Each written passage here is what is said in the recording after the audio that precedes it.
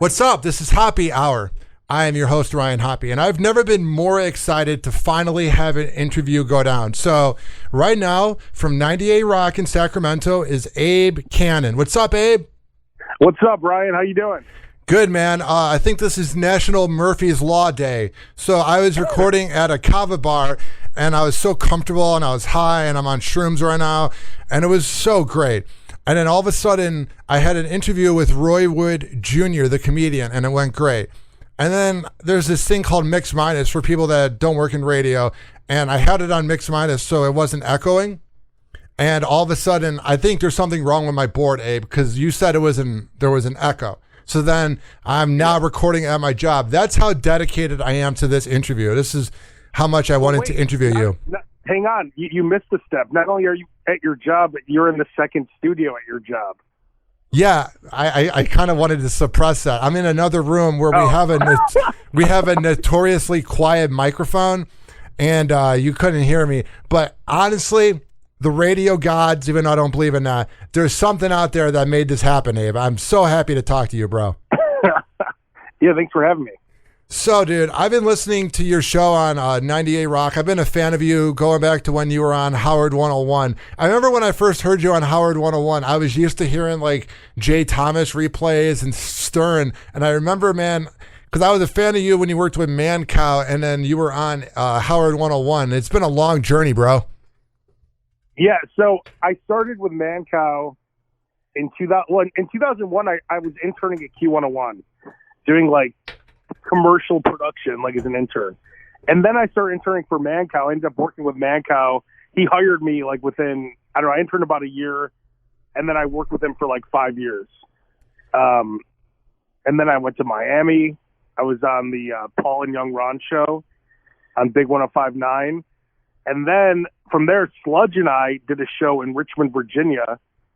And then after that, they got rid of all, so it was Cox Radio, and they got rid of all their morning shows, and they put Bubba the Love Sponge on mornings on all their rock stations.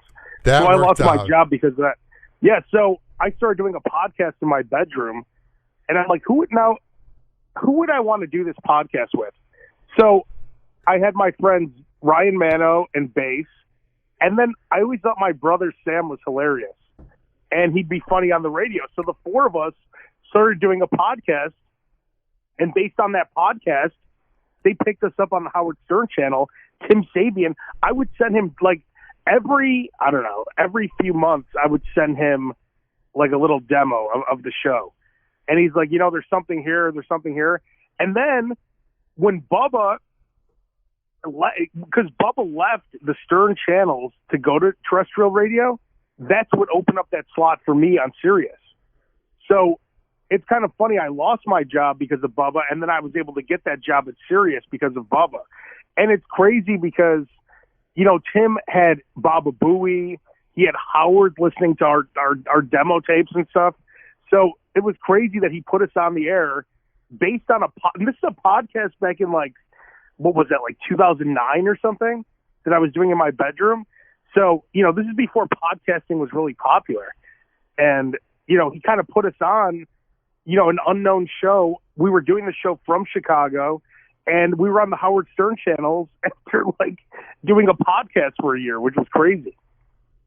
So how did you get the job at 98 Rock in Sacramento?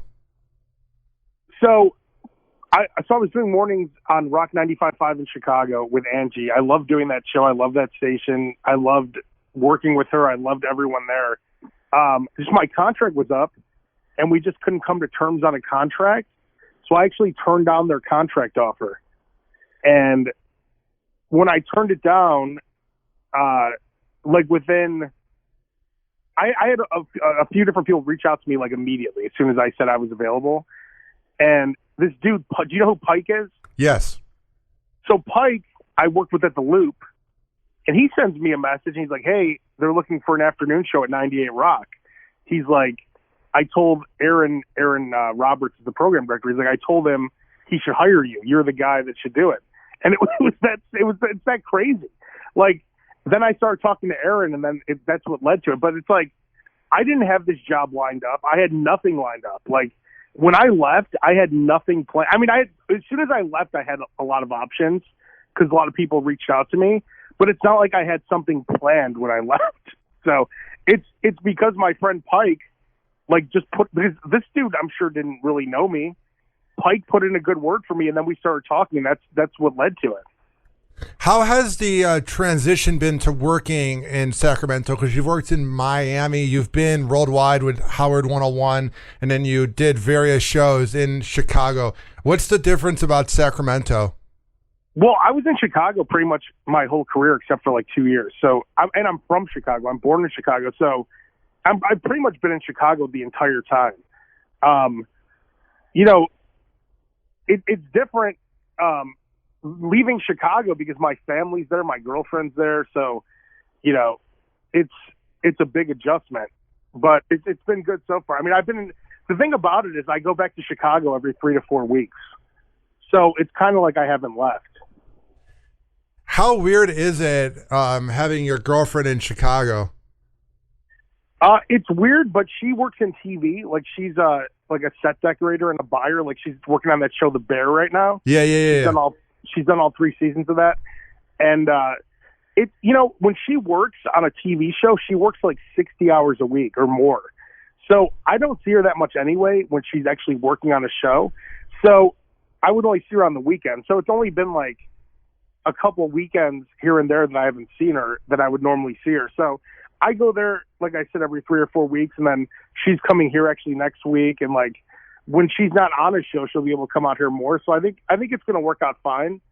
But I'm definitely, you know, I definitely go to Chicago a lot. There's a lot of haters of Chicago. A lot of people out there that talk bad about Chicago. What do you think about it in 2024?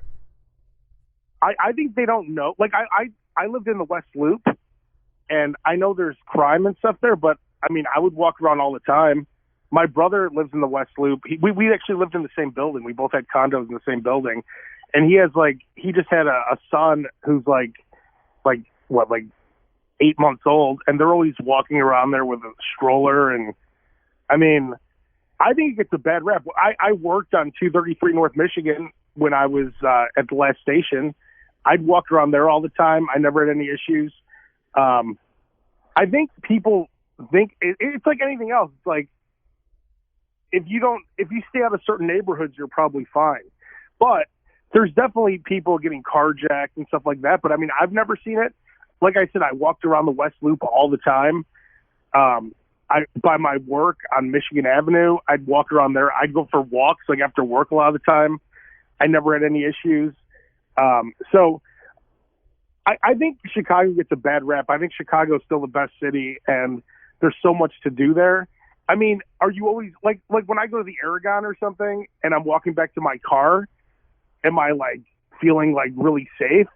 No, but when I was 16 going to the Aragon, taking the red line and walking to the Aragon, when I was walking back to the red line, I didn't feel safe either. So it's like, it's not, I don't think much has changed. I think it's just with social media and, you know, everyone talking on Facebook and stuff, everything seems worse. But for the most part, and I understand there's definitely carjackings and crimes and stuff, but I think it's not as bad as people say it is. And I think people use that as a way to, you know, talk smack about other things.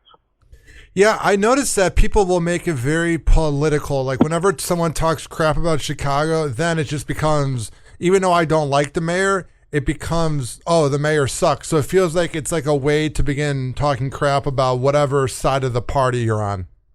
You know what? And that's what people do in general. And that's one thing I do on my show is I don't talk any politics, no matter what. If they bring it up on either side, I just shut it down. I'm like, you know, I don't talk politics on this show because people who are obsessed with politics, like you just said, they figure out a way to talk politics no matter what they're talking about. Of course. No matter what it is. We could be talking about Metallica, and they'll figure out a way to talk about what.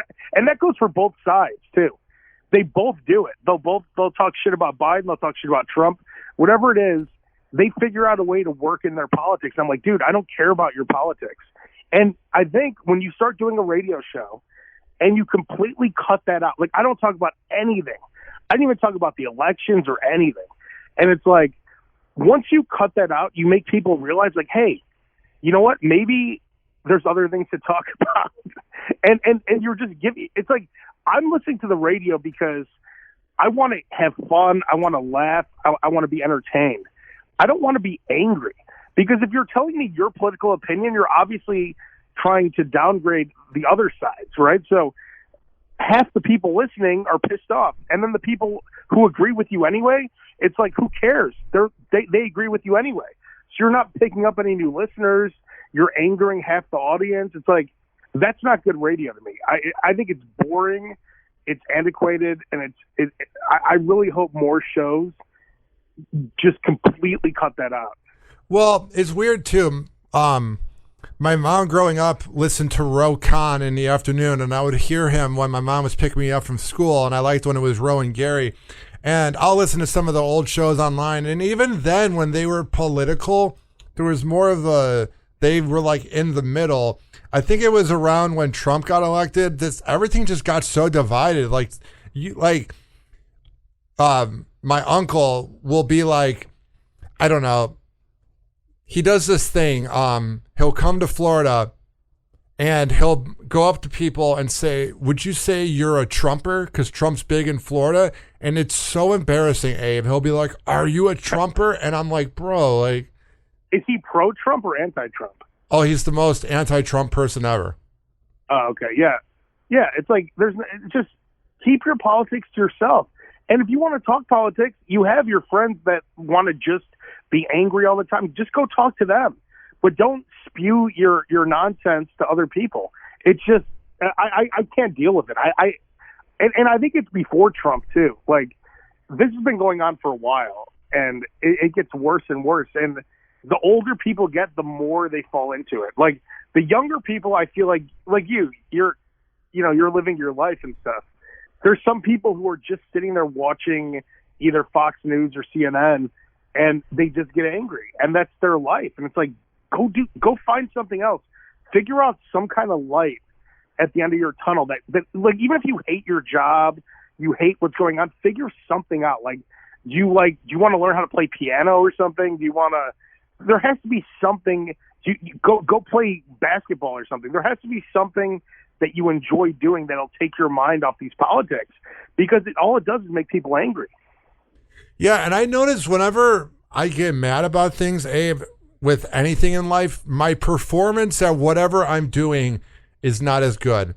Like, I was having meditation just now when I was trying to figure out everything going on with you. Like, I literally put on a meditation in the car when I drove across the bridge.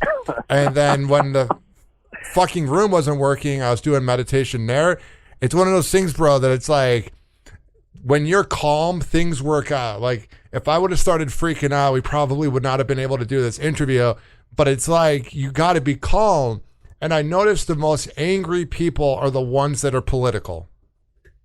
Oh yeah, and even if they don't start out that way, it makes them angrier, because the whole point of politics is to divide people, and it just makes you angry. And they want to keep people fighting. They want to keep, people dumb and fighting about stupid shit, because, there's the rich people on top. They're on both sides. They're just laughing at everyone arguing. They don't care about anything. They just want to make more money. So as long as they can keep everyone in the middle fighting and, using them for their votes, they're happy. And then the people in the middle, they never make it. They never get to the next level, because they're stuck at a certain income. They're so polluted with politics, they don't even consider that there's other things they could do in life to improve their lives. And yeah, staying calm is very important. Like, people get angry and angry and angrier, and it gets worse. So I've been doing this self-reflection lately. I don't know if it's like a midlife crisis, even though I'm 30, but like, my uncle just died, and I've been really reflecting on things, because he was like my second father, essentially.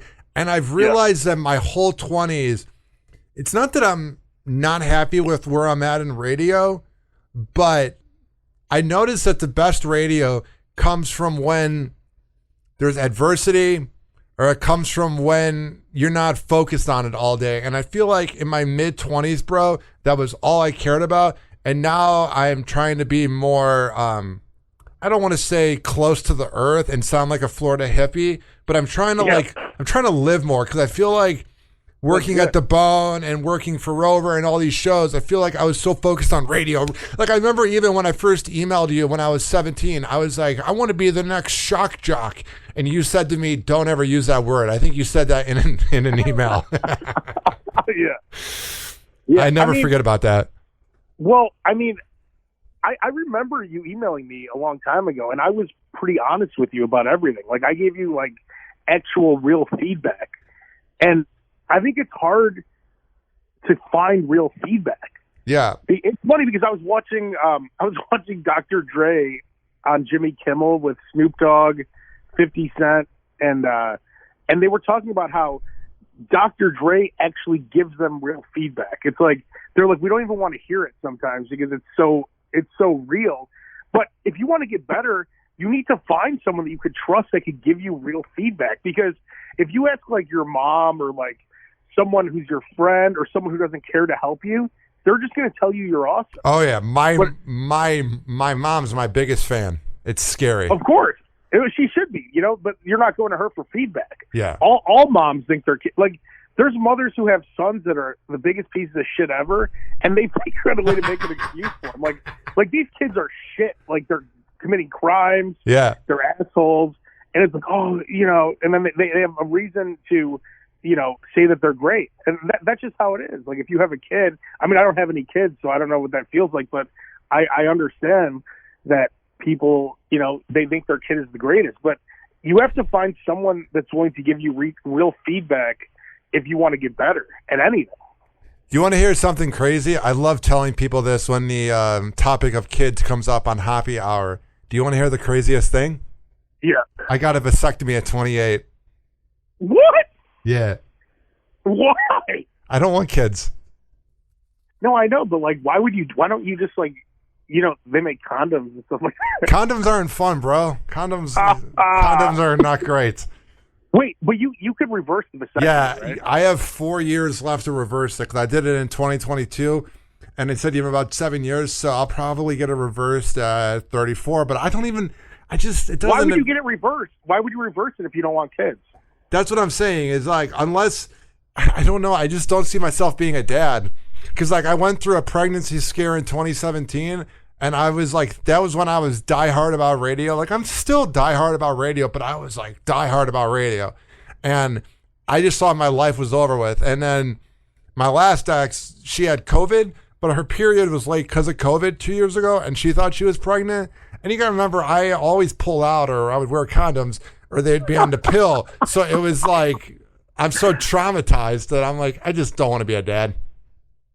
Yeah. So when you get a vasectomy, how is everything the same pretty much, or? Yeah, it's weird though, because like I love telling this story. When I got the vasectomy, they were playing with my balls, and I was all numbed up on like pain meds, and I was also pretty high because you're gonna have to do that. And we're talking about our favorite Madden video games. We're like, oh yeah, the one with Michael, like while they're playing with my balls, they're like, yeah, the one with Michael Vick on the cover was good, and the one with Vince Young is good. It was bizarre. Do you remember the original Madden when the ambulance would come on and would hit all the players? Yeah, it's pretty real, bro. It's scary. I'm like the Sega Genesis, an ambulance would come out when the player would get injured on the field. Yeah, and it would smash into all the players. Like, it never made any sense. You know what's crazy? I was thinking about it when it comes to video games. Like Super Mario 64 in the 90s and 2000s, that looked so real. And now I have a Nintendo Switch and I'll play it occasionally. And I'm like, this looks old. Yeah. Well, yeah, graphics have come so far. If you look back on those old like WrestleMania arcade games and stuff, and even Mortal Kombat, like the graphics seemed ridiculous back then, but I'm sure now it's like, it's shitty. What got you into wrestling? My earliest memory is me waking up when I was like 2 or 3, and Hulk Hogan was he got splashed by King Kong Bundy, and when they took him to the hospital, that's like my earliest memory of being a kid. Like, I remember my mom. I don't know if my mom had it on, but that's like the first thing I remember is watching. I think it was Saturday Night's Main Event and King Kong Bundy breaking Hulk Hogan's ribs. So I feel like I've been watching it my whole life. And then the thing is, you ended up getting to meet all these wrestlers working with Mancow and then doing your own show. So that had to be pretty cool. Yeah, I mean, I met so many wrestlers, and then on my Howard 101 show, we had tons of wrestlers on. Like we had Paul Heyman even called in. We had wrestlers in studio. Like I've met most of the, pretty much most of the old school wrestlers at this point. Did you ever meet, rest in peace to Iron Sheik? I'm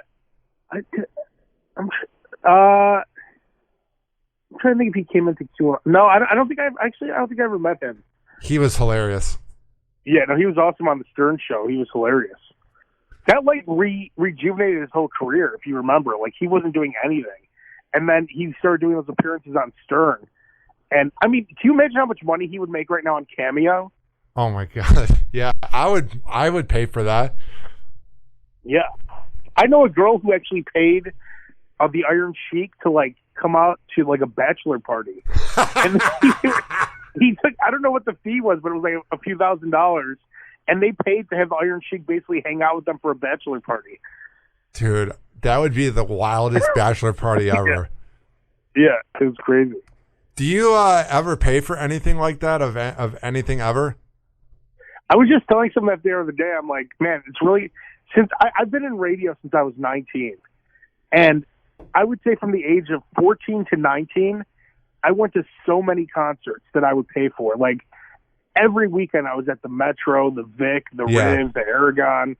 And then from 19 and now I'm 42. So like the last 23 years, I probably paid for maybe less than 10 concerts, I would say. And look at, because, when you work at radio stations, you get free tickets all the time.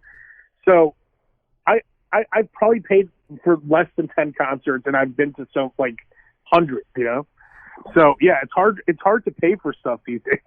Well, it's funny. You know how like healthcare is the best when you don't make any money. Like Obamacare is amazing when you don't make money, but then like when you make money, they have to take it out of your paycheck. The same thing seems to go with concert tickets. Like when I was making no money at the Bone, I would get any concert ticket I want. But now that I produce like buttoned up conservative radio all day, I literally have to pay for the tickets. Or I'll have an old Connect at the Bone. But it's funny, like when you get the free tickets, you have something that is not available to most people, because a lot of times those are scraps from a contest for an actual show. And I feel like radio people take that for granted. I definitely did. Oh, all the time. And you don't appreciate it either. It's like, you don't realize how expensive tickets are. Like Lollapalooza or something. It's like, we're not used to paying the ridiculous, like the few times I've bought tickets, like I paid to see Kiss on their supposed last show in Chicago. That was in 2019. And then I saw them again in Chicago after COVID. And then I actually went to that final show in New York. But those tickets, Angie from Rock 95.5, she got me those tickets for free for Madison Square Garden. But the one in 2019 I paid for, it was like $150 for a ticket.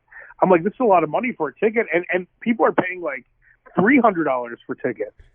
So yeah, we really take it for granted. And it's like, half the time it's like you're not even as big of a fan as some of these people that you would like for them to get the free tickets sometimes, and you're just getting a free ticket. It's like, oh yeah, I'll go. Yeah. And then I didn't appreciate the moment, but in 2015 I saw Van Halen, and I got to see Eddie Van Halen and David Lee Roth, and I was on my phone the whole time as a 21-year-old, and I didn't appreciate the moment. I'm like, whatever. Yeah, that's one thing that I've tried. Unless I'm doing stuff for work, like I'll make videos for like the station's social media pages, but like I definitely try not to record. It's like when you record all that shit, it's like, are you ever going to watch it again? No. It's such bad quality. It's like, just be in the moment at that concert. I actually saw Van Halen. I saw the Sammy Hagar Van Halen when I was like 13, and then I saw the David Lee Roth the first show. Sludge and I, we drove to Charlotte. We saw the very first reunion show with David Lee Roth and Van Halen. That was like 2009, I think, or 8. It was awesome. What is it like working with Sludge? It was great. Like when I worked at Q101, I was working with Mancow. Sludge was on afternoons, and him and I was just like, I was super young. I was 19 to 24. I was working there. So like I was 19, 20, 21, 22. And I would always go into Sludge's studio and talk to him. And he would always he was just great. He was just a great mentor. Him and Ned Spindle were two of my biggest early mentors. Ned Spindle, if you don't know, is the greatest imaging guy in radio history. He's awesome. And so those two guys I would talk to all the time. And then I worked with Sludge. We did that show. It was awesome, that show. We dressed up like dogs at the Michael Vick trial in Virginia. And we were on they put us on the cover of the Red Eye in Chicago, actually. Remember the Red Eye, the newspaper? Whatever happened to that? I don't know if that's still around or what, but I mean, we were on everything. We're in the ESPN 30 for 30 that they did on the Michael Vick trial. Yeah. So that show was awesome that Sludge and I were doing. But then again, that went away because Cox put Bubba on all their stations. And that worked out well, right? Yeah, that didn't actually. That was sarcasm. I know.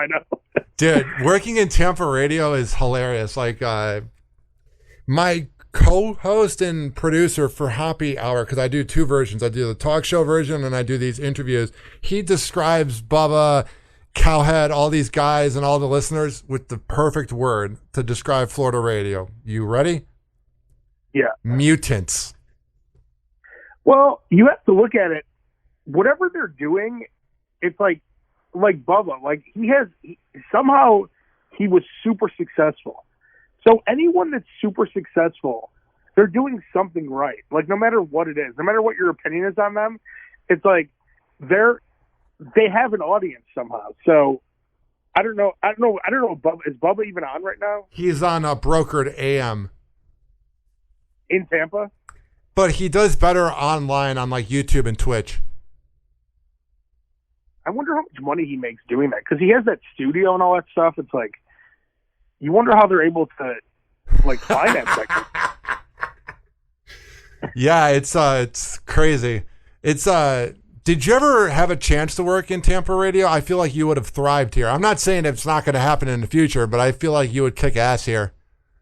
No, I was actually on 98 Rock in Tampa, but when I was on Rock 95.5, yeah, I was the late night host on every rock station for iHeart. But that I just tracked that, so it was a voice track thing.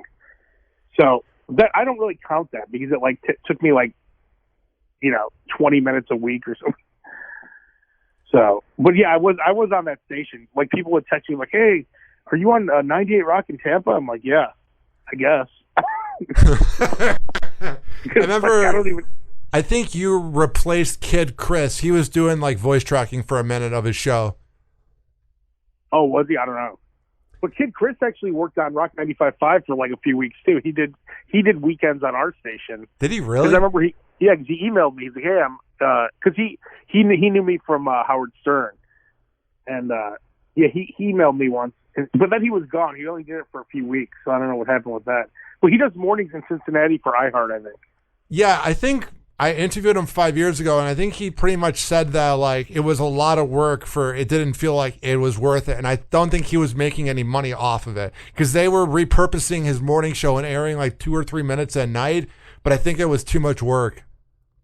Yeah, I'm all for live radio. I think I know it's easier to voice track, but I think anyone my show on 98 Rock right now, my afternoon show, is 100% live. I don't even.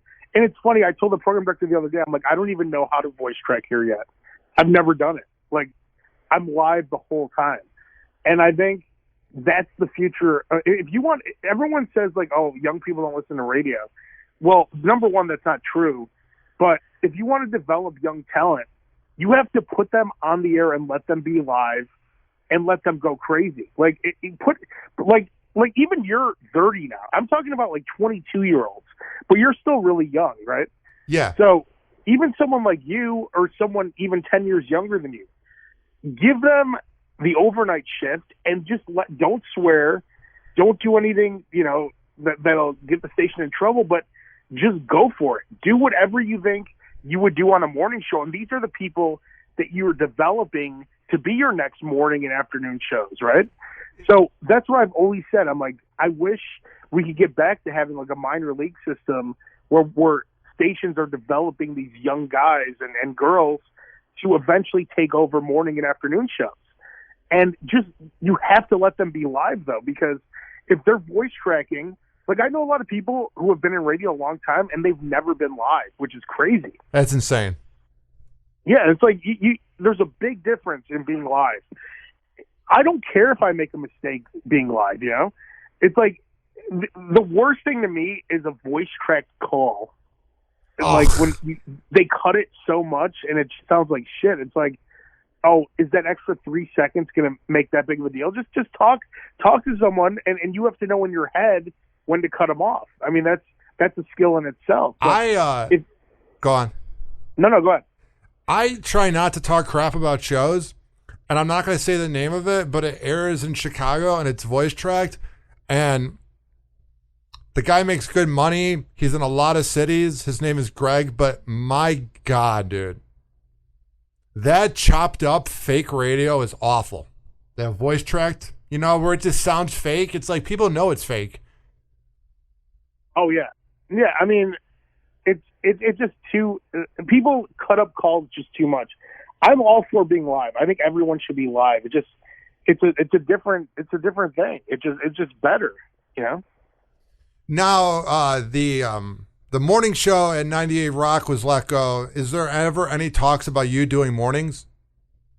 No, they actually said that they found that afternoons is more important than mornings at this point. Yeah, because Sacramento radio in the afternoon, my friend Stroke used to do afternoons there, and that's Sacramento really cares about their afternoon radio. Some markets don't, but it seems like Sacktown does. Yeah, and I know that in afternoons in general, in a lot of places, they have more people listening than in mornings. And it makes sense if you think about it because, for mornings, all the people who drove to work for the morning I was just about to say that. Home. I was just about to, or they're working from home, like they're not, leaving the house. Exactly. So all those people then, after they're done working from home or whatever, now they're getting in their cars and running errands and doing whatever else they do. And then you have people working third shift. They're all in their cars. So it makes sense that there'd be more people listening when everyone's awake than, people are sleeping a lot of people are asleep between, 5 a.m. and 8 a.m. So it does make sense. And no, I'm staying in afternoons. So Abe, it was hilarious. I'm not going to say what company it is, but they love radio. But it's funny. They had a end of year meeting in 2022 going into 2023, and this is when people were working from home, and they essentially told the sales team that they needed to go into the office because they didn't know what shows were on, and that it was important to listen to the shows in the car. It was hilarious. Well, you know what? It is. I think it is important I think salespeople should listen to the shows. Like, of course, you have to know. You have to know what you're selling. Like if I'm selling some kind of product and I don't know what, like if it's some kind of spray and I don't know what the fuck it does, how could I sell it? So that's the first thing I would do is listen to all the shows, like all the time. What are some shows you listen to now? I listen to you, I listen to Woody, I listen to old Opie and Anthony, and I'll listen to Stern from time to time, but it's kind of depressing now because he's old. Yeah, I listen to Stern. I still listen to him. I think he's still hilarious. Yeah, he is. Him when he talks, just whatever he talks about, like in his personal life and stuff, he's still really funny. I think Ronnie's really funny on that show. Oh yeah. As far as I listen to the Jim Cornette podcast all the time. That's a wrestling podcast. Surprise. Yeah, exactly. For radio, I mean, I stream 98 Rock, which is my station a lot if I'm at home or if I'm when I'm driving, that's all I listen to is my station, 98 Rock. And then I listen to K-Rock in Los Angeles a lot on the Odyssey app. Yeah. I think that station sounds awesome. Like the music, like I'm usually listening at night where it's just music, but I love the K-Rock imaging. It just, that reminds me like I used to listen to Loveline all the time on Q101. Yeah. And, Loveline started, the home station was K-Rock. And it just, I always loved K-Rock. And now K-Rock sounds awesome again because they brought back Kevin Weatherly. He's running it again, and it sounds great. Yeah, and I interviewed him in not Kevin, but I interviewed Kevin Klein about 3 months ago, and I'm a big fan of what he does. I think he's pretty funny. Yeah, I haven't heard him that much. It's good. I usually only listen at night, so it's like there's usually no DJ on when I'm listening. What I like about Kevin is that he doesn't do any fake segments. He's just kind of like, he reminds me a little bit of like a millennial Stern in a way. You know what's funny? I do a segment on my show called the Fake Caller of the Day, where I tell the listener. Have you heard that by chance? I have not. Okay, so I tell the listeners, I'm like, hey, most radio shows have fake callers. So I said, I want you to be the fake callers. Then basically, I said like I had one where a girl was having sex with a ghost, right? So like, okay, I need someone to play the role of the girl having sex with a ghost. And then I need someone else to call in. And we set it up before the commercial. And I'm like, I guarantee people are going to think it's, even though I make it sound as ridiculous as possible. Yeah. People are still texting me like, are you doing a bit? They're like, this sounds fake. I'm like, yeah, because it is, moron. Like, it's funny because I'm setting it up. Basically, radio shows, not all of them, but a lot of them have those fake callers. Ugh. And I'm basically doing on air what they do off air, like setting up the scene. I'm having the listeners play the roles. And it's really stupid. And like, I do it like a couple times a week. I think it's funny. I got in trouble when I worked for a company that had a morning show in Tampa that was doing that. Because I said on air that I didn't say their show was fake, but I said that it was fake. And they're like, don't get him mad at you. I'm like, if you're going to do fake radio, like, you're putting yourself out there to be critiqued. But you said it when you worked there? Yeah. You probably shouldn't do that, though. I said it on my podcast. I said shows do it. I didn't say their show did it, but they were not. Gotcha. They were not happy. Yeah. It's like you don't want to. I don't like the whole mentality of. It seems like a lot of people who. It's either you work in radio and then you don't work in radio for a while and then people talk shit about radio. It's like, I don't want to like, I never talk smack about anyone, anyone I've worked with or anything, because it does no benefit for you.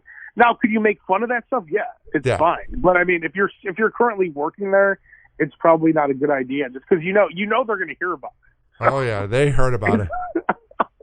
I don't have any regrets, but 30-year-old me would not have done that. But 29-year-old me was a son of a bitch.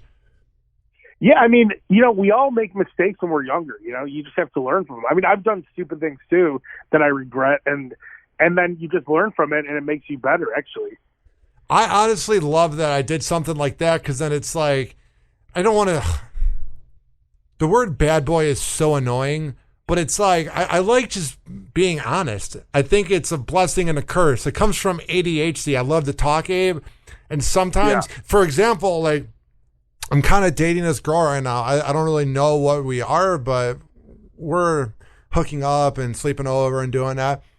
And her dad knows everything about me because he listened to Calta, and he still does. So he knows everything about me because I said everything on air for 7 years.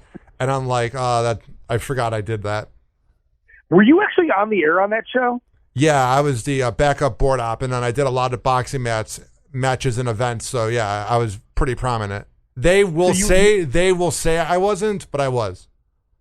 So you would be on like whenever you were board opping, then you would chime in on stuff. And they would check in on like how my dating life was or anything like. And I was always, and when I worked with Rover, I did the same thing. I always wanted to be honest and real, but I said a little too much.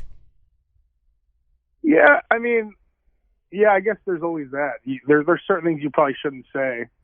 Well, I was talking about like I remember when I worked at Rover, I was breaking down my sex life, like play for play, because he wanted it.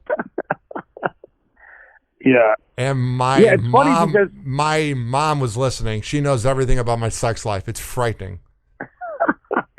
yeah, it's weird because I feel like a lot of radio hosts, they get older and then they don't really do much, right? They just go home, they sleep. So they need guys like you on the show to like add some spice, right? Because you're out there doing, interesting things. Yeah. So that's why those shows do that. So that's why I think like no matter what, however old you are, you have to continue to live some kind of a life so you have something to talk about. And I know you just said that, like what I said about the fake prank calls was like not the best choice and whatever, but I'm going to use my big mouth again because I don't particularly care. But a lot of times the older shock jocks that like use the younger people for content because they'll say anything, a lot of times they have a lot of skeletons that they're hiding. So they really can't talk about what they did over the weekend because they might have hooked up with another woman or whatnot. So they go with like the whipping boy because the whipping boy is more prone to say things that are truthful. Well, that's not just the shock jocks. That's like regular DJs too, like top 40. Like you'll see all kinds of people that hide. I mean, I feel like the most buttoned up people are hiding the most stuff half the time. Oh, and yeah. You've seen that happen too, right? With morning show boot camp. I saw a lot of married men in 2013 hitting up Dennis Hoff, and I don't think it was about interviews. Yeah, exactly. Yeah, Dennis. It's funny. Dennis Hoff, legend, was so prominent on rock radio for so many years. Now he's dead, of course, but. Wasn't it funny? Didn't he win the election or he got a lot of votes after he was dead because he was running for some position? Yeah. Something in whatever county he was in. Like I forgot what he won, but he was dead. Yeah. So I don't know how that worked. That's the most 2010 thing ever. All the shock jock shows like 15, 20 years ago would like give their like whipping boy or the like whack packer a day to the Bunny Ranch. That's like the most 15 years ago humor ever. Yeah, I remember when Eric the actor from Stern went there. That was pretty funny. It's funny, as a radio geek, I can hear when people copy other shows, and it's funny. A lot of the second tier shows over the years, I'll be like, oh, they sound like this show or they sound like this show. It's funny when you're really deep into radio that you can hear like a lot of shows I've worked with that are from New York City, there's a lot of Don Imus in them because all their moms and dads listen. If they're Gen X, oh yeah, there's a lot of Don Imus in people. They're ripping into the other members of your team because Stern rips into people, but in some ways it's ball busting and it's funny. But I like listening to old Don Imus on YouTube because I find him fascinating. But my God, bro, he was cruel to people. And I'll hear a lot of shows from New York or comedians that grew up with their parents listening to it. Oh, yeah. Don Imus is pretty prominent in a lot of Gen X radio. Yeah, I mean, everyone, though, is inspired by someone, right? Like, I started out listening to Mancow and listening to Stern, which is crazy that I worked on Mancow's show for 5 years. Well, more than 5 years. I worked on Mancow's show 5 years and then 3 years again at The Loop. So I worked with Mancow like 8 years. I was on Stern's channel 3 years, and I was on his show a couple of times, and it's crazy. But those are the two guys that inspired me the most when I was coming up in radio, were Mancow and Stern, because that's who I listened to. So there's things that I do today that Mancow 100% inspired. Like I play a lot of music on my show all the time. And that's directly from learning from Mancow. Like me running the show, like everyone tells me I like run a great board and stuff, like the way everything's so like clean and like so many elements going on at the same time. That's directly from Mancow. Or when I was listening to you, when you did your sports report, I felt like Al Roker was there. Yeah, I mean, him and Roker and I do the Slob Show podcast though, and yeah, I mean, I've there's a million things. And Roker from the Mancow show, yeah, Roker. There's a lot of things I've he's inspired me.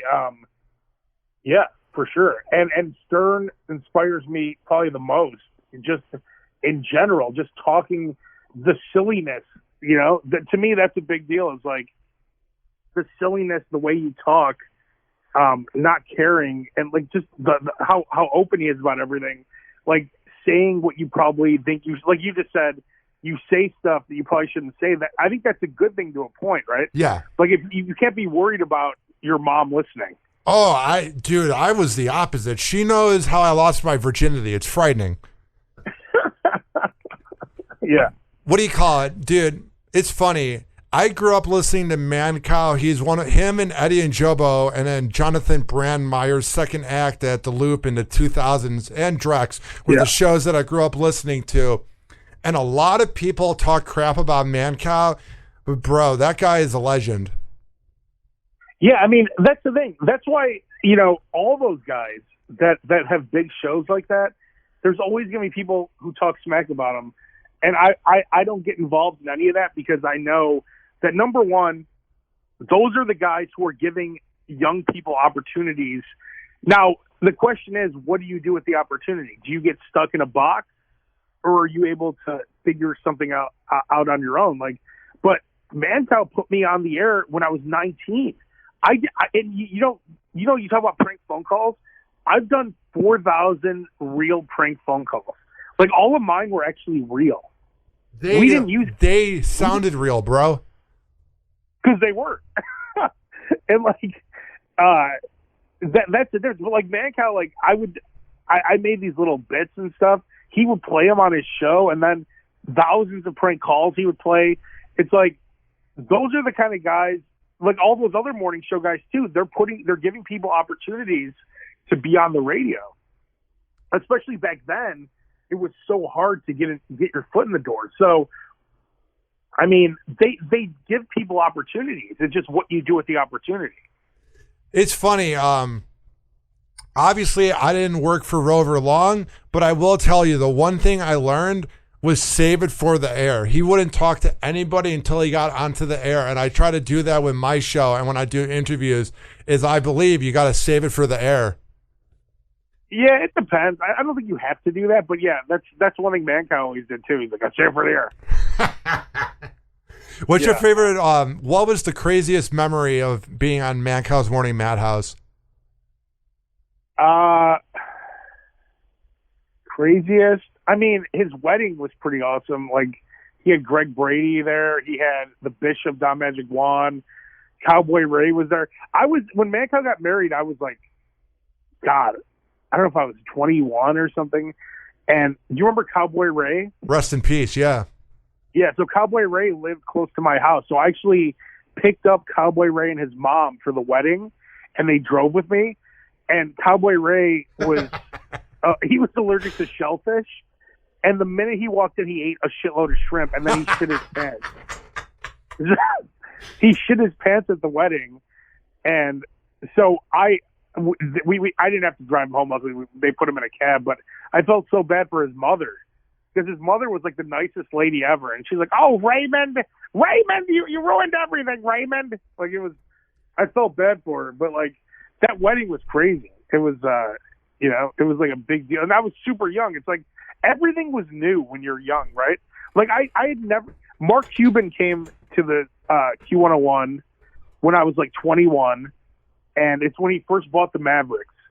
And he's like, if you guys ever come down to Dallas, I'm going to give you guys courtside seats. So Mancow actually paid for us to fly to Dallas.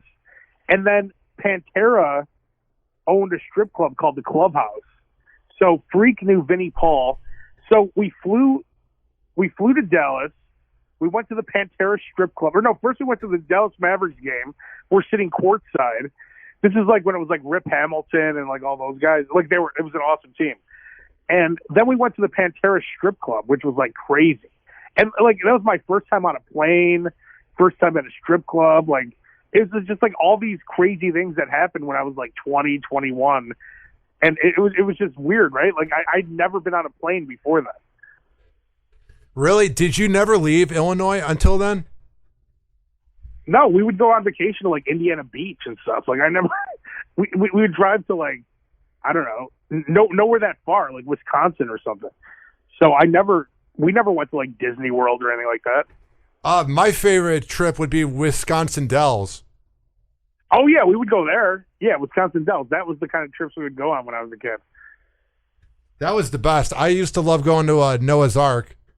Yeah, me too. Noah's Ark was the best. So what do you got going on for your show this year?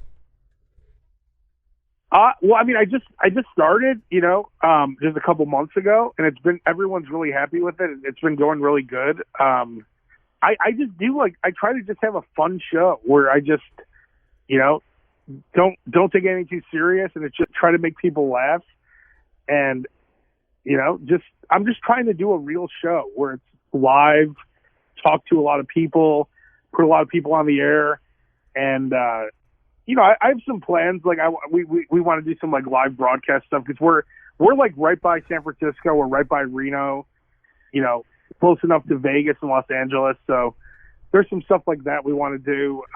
But I'm just like getting started. So, well, Abe, how can people find your show? Just listen on the Odyssey app. Just search 98 Rock. I'm on 3 to 7 Pacific time. And then my website is just abekanan.com. I have links to everything there too. Can you believe we've been talking for 51 minutes? No, it's quick. It went by quick. Well, Abe, it's been a lot of fun having you on the show. I'll say me, not we. I won't include you in it, but I overcame adversity with my $700 board acting up for some reason, and then the other room, having a really quiet microphone. But now I have a louder microphone. I'm going to know to not use that room. I'm kind of glad. Yeah, now you know to go right into this room. This room sounds great. Because one of the shows that we produce, we have to turn the mic all the way up for that. So I think there's something with that room. Yeah, well, stick to the room you're in now. This one sounds good. Well, Abe, thank you for coming on Hoppe Hour. It's been a lot of fun. And can you do me one favor? Yeah. Can you retweet this when I post it? Yeah. Abe, that means a lot because it drives me nuts when I have people on and then they don't retweet it. And I'm like, you're the one that has the big audience. It helps. You know what I'm saying? Oh, yeah, I'll retweet it. Well, Abe, it's been a lot of fun having you on the show. You're definitely an OG in radio, and I've been a fan for a decade, so keep up the good work. Thanks, man. Good luck to you, too, man. All right. Keep doing your thing. Thank you, Abe. All right, later. Hoppe Hour. Hoppe Hour. And like that, he's gone.